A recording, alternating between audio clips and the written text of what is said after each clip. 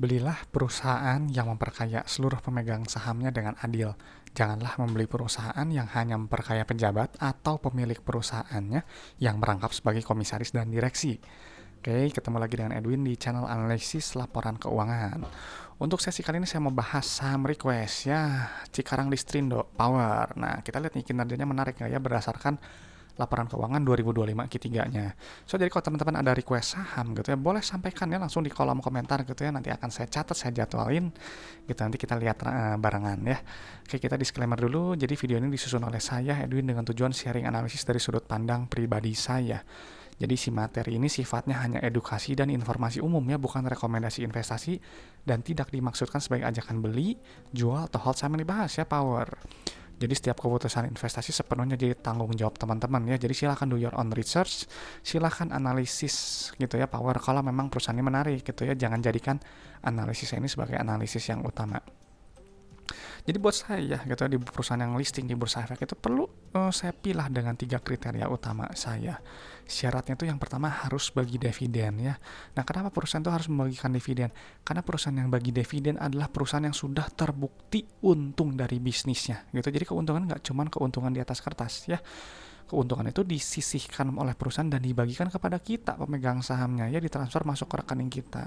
Jadi kalau perusahaan nggak bagi dividen, bisa jadi perusahaan tersebut hanya memperkaya pejabat atau owner gitu ya, owner perusahaannya yang biasanya merangkap sebagai komisaris dan direksi gitu ya. Dan teman-teman harus tahu ya, untuk top manajemen gaji komisaris dan direksi ini pasti udah ratusan juta setiap bulannya ya. Jadi kalau mereka mengelola asal-asalan, nggak profesional gitu ya, harga sama terjun payung jatuh gitu ya, ya mereka udah nggak peduli gitu ya. Kenapa? Karena mereka udah dapat untung besar dari gajinya gitu, setiap bulannya pasti masuk kantong gitu. Sedangkan kita mendapat keuntungan di bursa ya paling cuma dari dividennya, itu setahun sekali kalau bagi dividen, dan juga dari capital gain gitu kalau naik harga sahamnya. Jadi makanya gitu ya, kita di Alte memang harus hati-hati dalam memilih perusahaan. Dan pastinya perusahaan yang bagi dividen itu adalah perusahaan yang punya kondisi bisnis yang sehat gitu. Jadi kalau rugi melulu perusahaannya, harus kasih susah, beban utang terlalu besar gitu ya, perusahaan nggak akan bagi dividen lah gitu ya. Karena apa? Karena mereka akan lebih mengutamakan survival dulu ya, bertahan hidup dulu. Makanya kalau teman-teman udah tahu nih ya, ada perusahaan yang bagi dividen rutin, punya kondisi bisnis yang sehat, pasti itu teman-teman beli pada saat under value ya, di bawah nilai wajar. Jangan beli pada saat di harga yang terlalu tinggi, harga yang mahal, super premium gitu ya, dipucuk gitu. Jangan, karena nanti takutnya rawan koreksi dan akhirnya nanti floating loss gitu. Jadi makanya teman-teman sebelum berinvestasi, gunakan akal sehat Anda gitu. Jadi jangan mudah FOMO ya, jangan mudah ikut-ikutan orang gitu, jangan mudah percaya berita, rekomendasi, isu, rumor, analis, dan juga termasuk pada saya, jangan percaya saya ya. Teman-teman harus analisis sendiri gitu ya, harus punya alasan yang jelas kenapa beli saham tersebut. Makanya kenapa kita dalam berinvestasi kita harus memegang prinsip ya, harus sabar, harus berorientasi jangka panjang.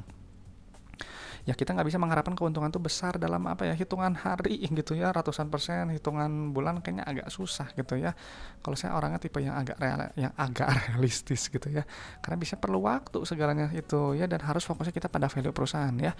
Value ini nanti teman-teman hitung sendiri ya dengan metode valuasi yang memang biasa teman-teman gunakan gitu, misalnya enterprise value, DCF, apalah gitu ya, price to sales, silakan gitu ya. Gitu, kenapa harus seperti ini gitu ya. Jadi kita tentuin dulu value-nya, baru nanti entry price-nya gitu. Dan kenapa ya, sekali lagi sampaikan, kita harus memahami ini ya. Karena apa? Karena harga saham itu nanti pada akhirnya akan mencerminkan kinerja perusahaan dalam jangka panjang, enggak jangka pendek. Karena kalau jangka pendek nggak akan ada hubungan antara harga saham dengan kinerja perusahaannya, itu fakta gitu. Banyak perusahaan yang buruk, yang jelek, toh di harganya digoreng naik kan gitu. Dan orang-orang pada bilang fundamental is dead gitu ya, katanya fundamental nggak berguna. Ya memang gitu, nggak berguna gitu untuk jangka pendek sih memangnya fundamental tuh nggak penting lah gitu kalau memang fokusnya kita ke price yang berubah setiap hari gitu. Tapi kembali lagi, perusahaan yang buruk ketika harganya digoreng naik itu, dan banyak investor yang FOMO biasanya beli karena kenaikan harganya yang cepat, nanti kalau dia buruk kinerjanya, memang dia nanti akan jatuh lagi harganya ke bawah gitu ya. Dan akhirnya kalau yang nggak sempat TP gitu ya, banyak investor akhirnya nyangkut di atas, di harga atas gitu ya. Lalu setelah itu mereka marah-marah di media sosial, lalu menyalahkan bursa, menyalahkan apalah gitu ya, banyak. Dan akhirnya banyak ya media sosial jadi rame lah gitu ya. Jadi kadang saya suka lihat gitu, saya jadi pengen tahu gini, nih perusahaan apa gitu, baru saya cek laporan keuangannya gitu ya. Makanya gitu, jadi kita harus hati-hati.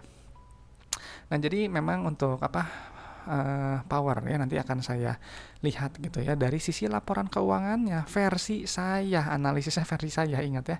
Jadi ini hanya sebagian kecil ya analisis dari analisis fundamental gitu, dan ini kinerja hanya menilai kinerja masa lalu ya di 2025 sampai 2025 Q3. Jadi kalau ke depannya kuartal berjalan atau ke depannya 2026, 2007 atau 3 tahun lagi, 5 tahun lagi, ya silahkan gitu ya, saya nggak tahu gitu ya ke depannya gimana, silahkan analisis sendiri ya, lengkapi analisis yang kurang gitu ya, lakukan proyeksi ke masa depan gitu ya, teman-teman hitung sendiri lah gitu ya, bagus atau enggak ke depannya.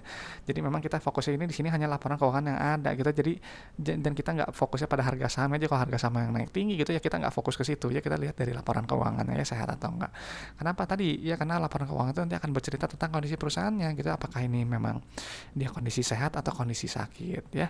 Nanti akan dipindahkan ya ke Excel gitu ya seperti ini, dan teman-teman ini bisa download gratis ya, linknya ada di deskripsi video, passwordnya ALK Edwin. Oke, langsung aja power ya, kita lihat nih powernya menarik atau enggak ya. Dan teman-teman harus tahu ya, power ini pernah dibahas ya Q2 nya, teman-teman boleh lihat aja ya di di analisis sebelumnya gitu ya, yang Q2 nya gimana. Nah, ini kita lihat ini satuannya dolar ya, jadi kalau dolar ya kita pindahkan ke dalam kursnya gitu ya, kita pindahkan dulu kursnya.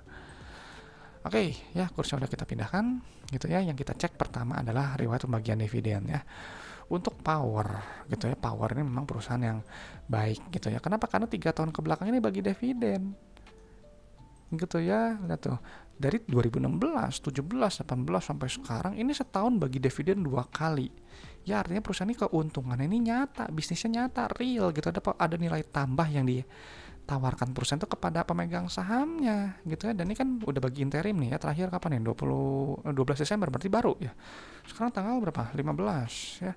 Jadi menarik gitu ya, ini nanti pasti dia kemungkinan besar pasti dia bagi dividen lagi ya. Jadi ini perusahaan yang sangat baik ya, sangat bagus. Jadi ini layak untuk kita lihat lebih lanjut. Nah, kita cek langsung ke bagian kastara kas ya. Kastara kas ini penting sekali ya, harus dilihat karena kastara kas ini adalah jumlah uang yang ada di dalam dompet perusahaan ya. Uangnya itu punya fungsi untuk bayar operasional, untuk bayar ekspansi usaha, dan juga untuk bayar pinjaman ke bank. Jadi kalau nilainya terlalu sedikit ya, nanti bisa jadi operasionalnya terganggu atau mungkin ketiganya gitu ya. Jadi hati-hati gitu. Dan kalau nilainya terlalu besar itu juga ya buat apa gitu ya perusahaan memupuk kas terlalu besar. Kenapa nggak kayak gini gitu ya, dibagikan kepada pemegang saham ya, dividen interim gitu ya, setahun 2 kali bagi dividen lebih besar, lebih sering, atau ekspansi usaha, atau bayar pinjaman yang masih ada ya supaya beban bunga yang ringan, atau buyback saham aja supaya mengurangi faktor pembagi EPS dan dividen per share-nya gitu. Dan kita nanti akan diuntungkan gitu ya, harga jumlah saham beredar juga berkurang gitu ya, nanti harga juga akan kemungkinan naik gitu. Jadi ujung-ujungnya pemegang saham lah yang nanti diuntungkan, dan kita harus menempatkan diri ya sebagai pemegang saham yang diuntungkan gitu ya. Nah, lalu kita cek langsung ke bagian ekuitas ya. Ekuitas itu yang ini. Ini kita pindahkan dulu ekuitas ya, penting sekali ekuitas buat saya. Kenapa? Karena saya gitu ya pakai PBV gitu ya, tapi kita kan tadi kita pindahkan dulu ya saldo labanya dulu, yang ini nilainya. Nah, ini kita lihat ya untuk saldo laba ini ya, teman-teman harus paham dulu saldo laba itu apa. Saldo laba itu adalah total akumulasi keuntungan yang telah dihasilkan perusahaan dari semenjak perusahaannya pertama kali berdiri sampai sekarang 2025 Q3 ya. Itu di luar dividen yang dibagikan. Jadi si Power ya, dulu pertama kali berdiri sampai sekarang 2025 Q3 telah menghasilkan total profit itu sebesar 312 juta USD. Terbukti untung, terbukti profit, maka dia bisa bagi dividen, saldo labanya positif. Karena kalau perusahaan yang rugi melulu, dia saldo labanya bisa negatif gitu ya. Dan kalau saldo laba negatif, dia nggak akan bisa bagi dividen. Karena apa? Ya dia rugi melulu gitu, nggak pernah terbukti untung gitu. Dan kalau seperti itu yang negatif biasanya termasuk kategori perusahaan bermasalah buat saya ya. Nah, jadi setelah itu kita langsung cek ke bagian ekuitas pemilik ya, yang ini nilainya. Pindahkan dulu. Salah ketik. Oke ya. Oke, ini nggak ada KNP jadi kita isi 0 ya. Dan ini kita lihat ya nih, perusahaan ini punya rasio saldo laba terhadap modal awalnya 0,76 ya. Artinya perusahaan ini telah menghasilkan total profitnya itu sebesar 0,76 kali modalnya. Jadi kalau teman-teman punya modal 1 miliar, itu telah menghasilkan total profit 760 juta. Tapi ingat, ini di luar dividen yang dibagikan. Jadi kalau misalnya kita masukin ya dividen yang telah dibagikan ini ya, ini pasti nilainya pasti udah lebih dari 1, saya yakin. Gitu, artinya perusahaan udah balik modal. Gitu, jadi perusahaan itu kesannya dia nggak mau menyimpan saldo laba terlalu besar, jadi dia membagikan udah bagi aja kepada pemegang sahamnya. Gitu, ini perusahaan bagus ya, sangat baik gitu ya, jadi ini bagus sekali gitu ya. Dan untuk perusahaan yang seperti ini itu dihargainya udah cukup ya di bawah 1 ya PBV-nya ya. Dia berapa nih, 6,1, potensinya 6% lah gitu ya kalau saya pakai PBV gitu. Jadi ini bisa masuk watchlist saya ya secara PBV, oke juga. Lalu kita cek bagian laba rugi ya, langsung pilih pendapatan yang ini ya. Pendapatan itu adalah net sales atau total revenue ya, yang ini. Kita langsung pindahkan aja. Ya, nah jadi kita tahu nih ya, perusahaan yang bertumbuh biasanya adalah perusahaan yang pendapatan terus relatif bertumbuh gitu ya. Artinya barang atau jasa yang ditawarkan perusahaan ini dia dibutuhkan customer. Kalau udah nggak butuh mah ngapain perusahaan beli gitu ya. Jadi ini harus seperti ini gitu ya, harus yang bertumbuh gitu ya. Meskipun sedikit nggak masalah ya kalau kata saya. Nah, jadi pendapatan nanti akan dikurangi oleh harga modal barang atau jasa gitu ya. Cuman di sini dia nggak menuliskan gitu ya harga barang modal atau jasanya, atau yang biasa kita disebut dengan HPP ya gitu, atau COGS, cost of goods sold gitu. Kalau nggak ada ya udah kita skip aja lah, kita nggak usah isi ya. Padahal sebenarnya laba bruto itu penting untuk melihat inti efisiensi perusahaan ya, untuk melihat kemampuan perusahaan ini menempatkan harga jual barang atau jasa ini di atas harga modalnya gitu. Lewat GPM sebenarnya, cuman saya nggak tahu ya yang maksudnya yang jadi beban langsungnya itu di beban langsung penjualan tuh apa gitu. Jadi saya skip aja ya. Cuman kadang biasanya memang ini ya yang nilai paling atas, cuma saya nggak mau ambil asumsi lah ya, jadi kosongin aja. Kita langsung cek ke bagian ini ya, laba bersihnya gitu ya. Tadi kan KNP 0, langsung laba bersih ya. Ini adalah inti dari laporan laba rugi gitu, perusahaan ini untung atau enggak ya. Ini kita udah pindahkan ya, dia pendapatan tumbuh tapi si net profitnya ini agak turun ya gitu ya. Turunnya berapa persen, 21% ya. Kenapa turun nggak tahu gitu ya gitu. Jadi silahkan teman-teman cari beritanya gitu ya. Jadi jujur aja ada yang tanya gitu ya, Pak Irwin ini jadi aneh ya gitu ya, agak sesat gitu. Kenapa? Karena dia kadang nggak tahu bisnis ya. Sebenarnya bukan nggak tahu bisnis ya gitu ya. Sebenarnya gini, apa yang saya lakukan gitu ya, yang untuk dari dulu saya 2016 gitu ya sampai sekarang gitu ya, 2000 berapa sekarang, 2025, saya biasanya memang fokusnya memang di laporan keuangannya aja gitu ya. Jadi setelah saya tahu nih laporan keuangan, baru saya cari bisnisnya apa gitu. Jadi memang tapi kadang memang saya nggak gitu lihat gitu bisnisnya apa, karena ya memang tadi fokus ke laporan keuangan dan buat saya itu cukup gitu ya. Nah, cuma kembali ya, kalau misalnya kita tahu gitu ya komponen-komponen, aspek-aspek lainnya kayak misalnya ngerti bisnisnya, itu akan lebih bagus ya, karena analisisnya bisa jadi lebih tajam gitu. Jadi jangan ikutin saya gitu ya, karena saya hanya bahas dari sisi laporan keuangan yang biasa saya lakukan. Oke ya, tadi laba bersih udah kita lihat gitu ya. Ini udah dihargai cukup murah ya, PER ini di bawah 10 gitu ya. Jadi udah cukup murah gitu ya. Kalau orang yang penganutnya PER ini pasti udah lumayan ya. PBV kurang dari 1, PER juga di bawah 10 ya. Cukup menarik gitu. Nah, setelah itu kita langsung cek ke bagian ini ya, laporan arus kas gitu ya. Laporan yang sering dilupakan oleh berita dan analis ya. Terus kita itu harus lihatnya, selalu melihat penerimaan kasnya, receipts from customer. Nilai itu yang paling atas gitu ya. Nah, ini gitu ya, untuk memvalidasi gitu, angkanya untuk memvalidasi si pendapatannya gitu kan. Jadi kalau si Power ini kan dia bilang dia pendapatan 412 juta USD. Nah, customer itu bayar 420 juta ya, ada selisih 8 juta. Jadi rasionya ini tinggi, 101% rasio penerimaan kas terhadap pendapatan. Artinya customer itu bayar full dan bayar lebih gitu ya. Lebih mungkin bisa jadi piutang utang yang belum terbayarkan dulunya, si customer itu masih ngutang, jadi dia bayar. Kita harus cari yang mendekati 100% seperti ini gitu. Artinya customer tuh selalu bayar full gitu ya. Jadi ada barang, ada uangnya full gitu, bayarnya nggak setengah-setengah. Ini bagus ya, karena ingat ya, uang kas ini tadi untuk bayar operasional, bayar ekspansi usaha, dan juga untuk bayar pinjaman ke bank gitu.